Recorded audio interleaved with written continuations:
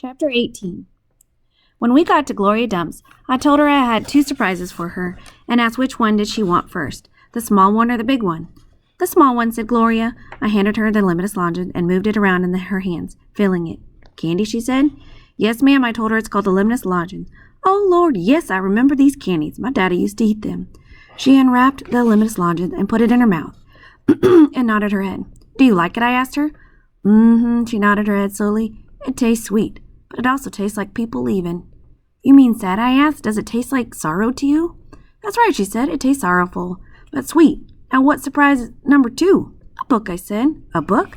I said. It's called David Copperfield. I'm going to read it out loud to you, just like Miss Franny Block's great-grandfather read it to her grandfather, and she read it to her father. Well, all right then, said Gloria Dump. She nodded. We are going to be part of a tradition. It's going to take us a long time to read this book. I told her. There are 624 pages. Woo-wee, said Gloria. She leaned back in her chair and crossed her hands in her stomach. We best get started then. And so I read the first chapter of David Copperfield out loud to Gloria Dump. I read it loud enough to keep her ghosts away, and Gloria listened to it good. And when I was done, she said it was the best surprise she had ever had, and she couldn't wait to hear chapter 2. That night, I gave the preacher his limitless lozenge right before he kissed me goodnight. What's this, he said. It's some candy that Miss Franny's great-grandfather invented. It's called a limitless lozenge. The preacher unwrapped it and put it in his mouth. And after a minute, he started rubbing his nose and nodding his head. Do you like it, I asked him. It has a peculiar flavor. Root beer, I said. Something else. Strawberry? That too. But there's still something else. It's odd. I could see the preacher getting further and further away.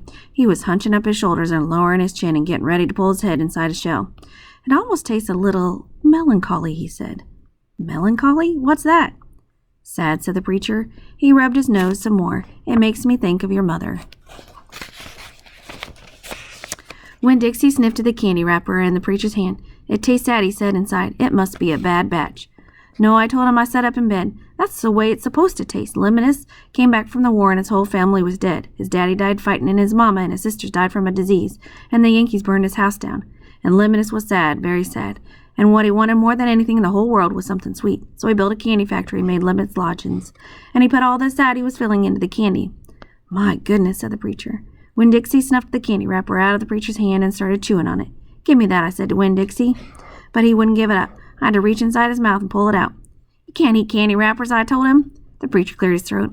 I thought he was going to say something important, maybe tell me another thing he remembered about my mama. But what he said was, Opal, I had a talk with Miss Dewberry the other day. She said that Stevie says that you called him a bald-headed baby.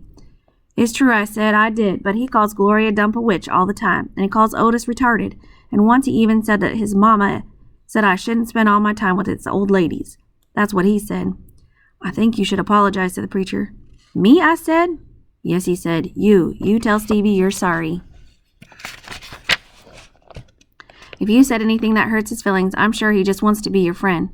I don't think so, I told him. I don't think he wants to be my friend. Some people have a strange way of going about making friends, he said. You apologize.